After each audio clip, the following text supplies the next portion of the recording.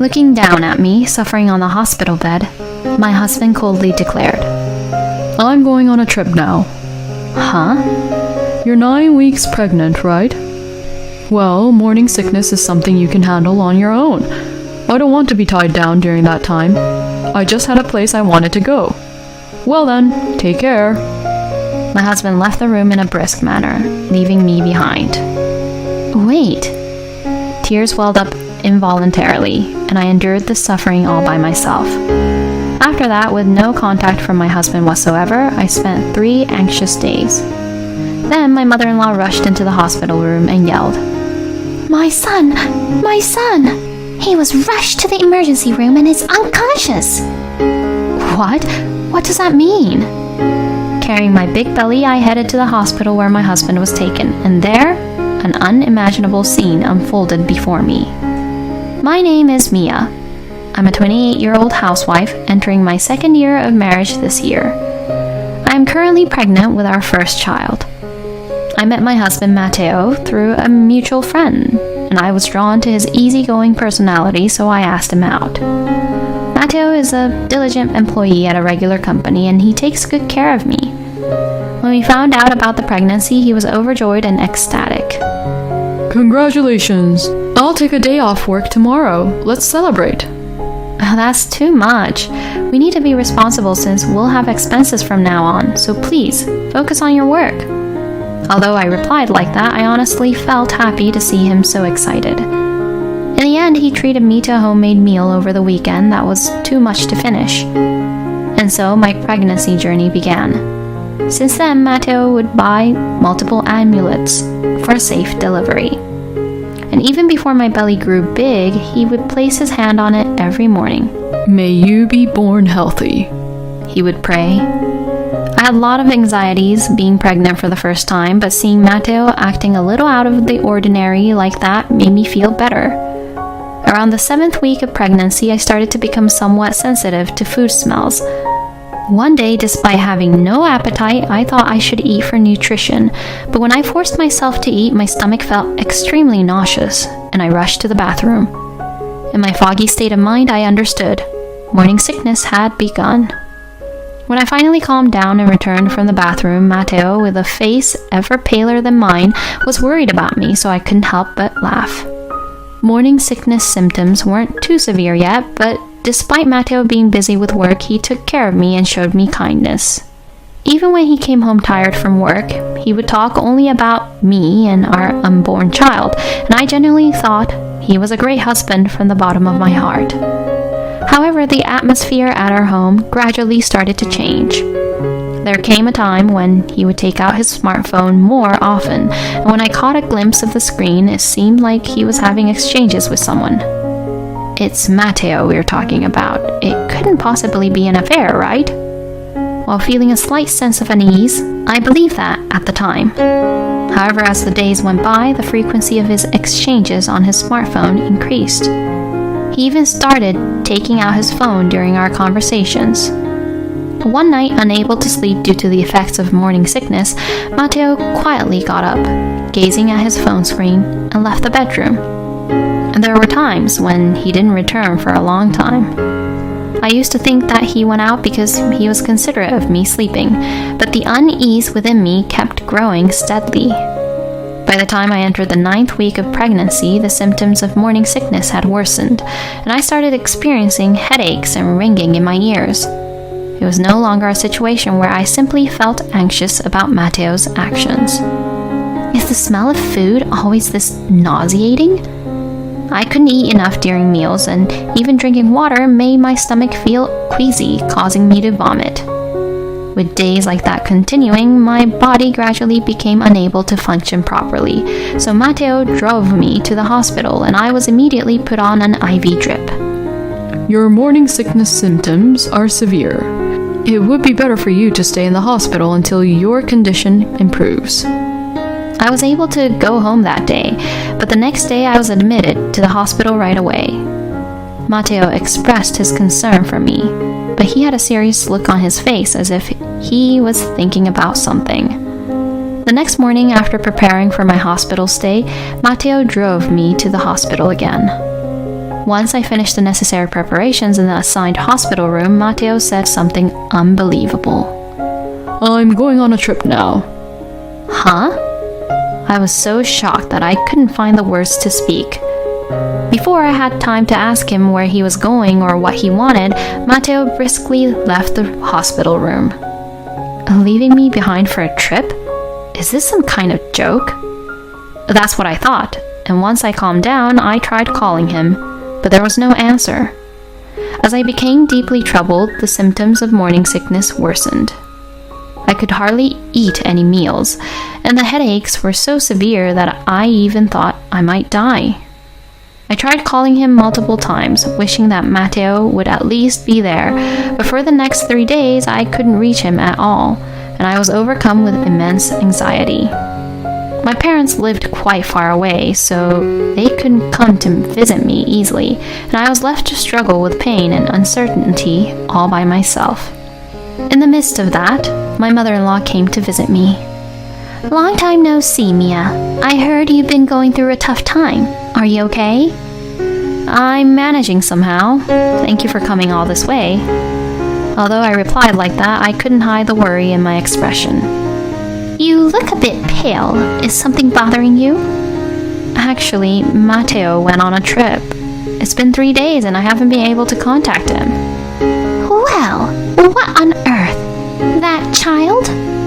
My mother-in-law widened her eyes in surprise and immediately made a call to Matteo together as we went to the conversation room. I had thought it would be useless because he hadn't answered the phone this morning, but it seemed Matteo responded right away. Matteo, where are you right now? Mia is extremely worried, you know. What are you thinking? She's speaking quietly in the hospital, but I can tell that Priscilla is sternly reprimanding him. Now it seems Matteo has started talking, but I can't hear his voice from where I am. Matteo seems to be explaining at length, and my mother-in-law is listening attentively, nodding along. After a while, my mother-in-law, Understood. I will talk to her. With just that response, she hung up the phone and turned to me. What did he say? Well, there are some circumstances right now that I can't discuss, but when Matteo comes back, he will explain it himself. So for now, focus on resting and taking care of your health. My mother-in-law said that while avoiding eye contact, looking awkward. What do you mean? Was it a trip? I asked various questions, but I was only given vague answers, and I couldn't get a clear response. Afterward, my mother-in-law took care of my surroundings and left the hospital room, showing me kindness. Feeling even more anxious with the unsatisfactory answers, I couldn't sleep and spent my time on the bed, lost in thought. Then, after about 3 hours, the screen of my phone in silent mode lit up. Matteo? For a moment, I had hope, but it was my mother-in-law's name that appeared on my screen. Mother-in-law, about earlier. Before I could finish my greeting, my mother-in-law shouted in a panicked voice. Matteo! He was transported to the hospital and is unconscious. Transported? Anyway, I'll come back immediately. As the call ended, I was overwhelmed and approached a nurse who was nearby. My husband is in critical condition. I need to be discharged right away. The nurse was surprised by my urgency, but when she looked at the IV tube still attached to my arm, "Well, not right away," she stammered in her response. While we were calling for a doctor and explaining the situation, my mother-in-law arrived shortly after. In the end, we were able to obtain permission to leave on the condition that my mother-in-law would accompany me, and the two of us rushed out of the hospital. It seemed that Matteo had been transported to a hospital quite far away, but my mother-in-law provided a car and drove at high speed on the highway. During that time, there was no conversation between the two of us, and I could only pray. What on earth is happening, Matteo? God, please help him. We drove for hours with hardly any breaks, and finally we arrived at the hospital. We quickly exited the car, inquired about the room with the guidance, and hurriedly made our way there. As I practically jumped into the room and opened the door, there before me on the bed was Matteo sleeping, and a young woman clinging to him and crying. Seeing that woman, my mind went blank. My mother-in-law was frozen by my side, just as shocked. Who is she? Finally managing to force out my voice, I received a shocking answer. I'm Karen, Mateo's girlfriend. Girlfriend? How? The woman, while crying, still sent me provocative glances. She must know that Mateo is married and that I am his wife, but now was not the time to focus on that. I rushed to the bed. What happened to Mateo? Actually, Mateo and I were on a trip, but he got into an accident along the way. Upon hearing those words, I became convinced. Mateo was indeed having an affair, and the person he was exchanging messages with on his phone was her. I turned my gaze to my mother-in-law standing beside me, who wore an equally surprised expression but didn't say anything.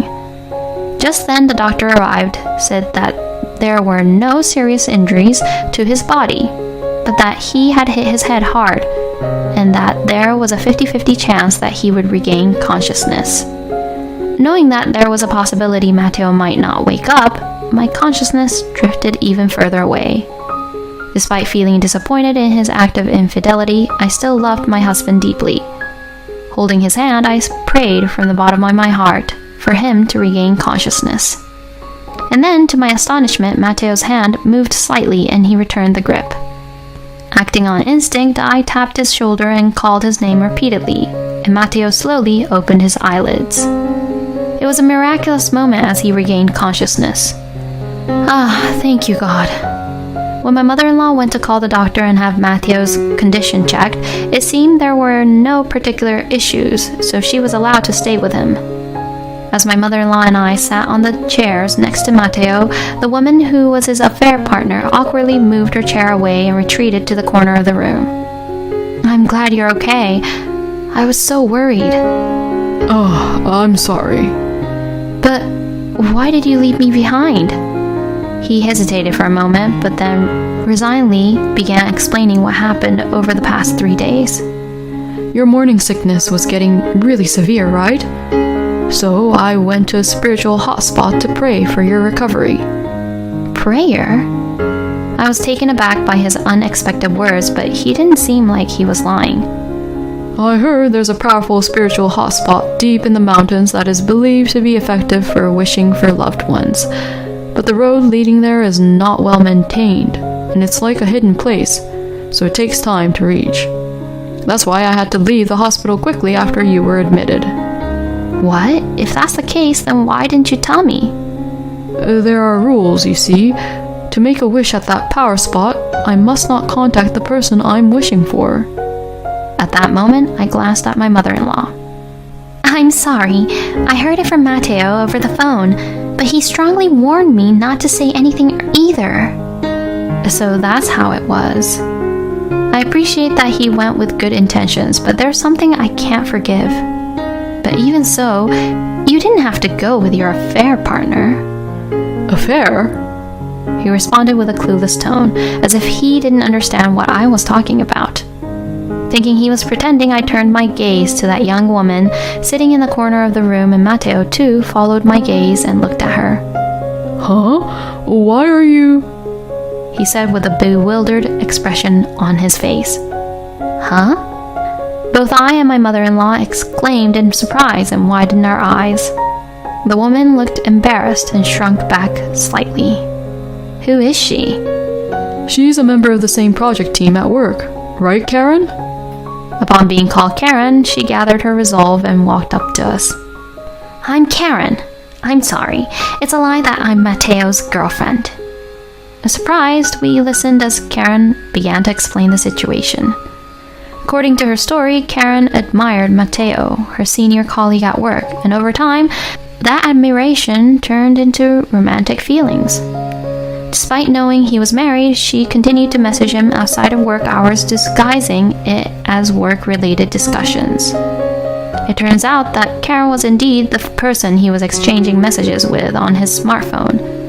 However, her attempts were in vain, as Mateo showed no interest in any woman other than his wife, completely unaware of her advances. In fact, asking questions even after work hours, she's so dedicated.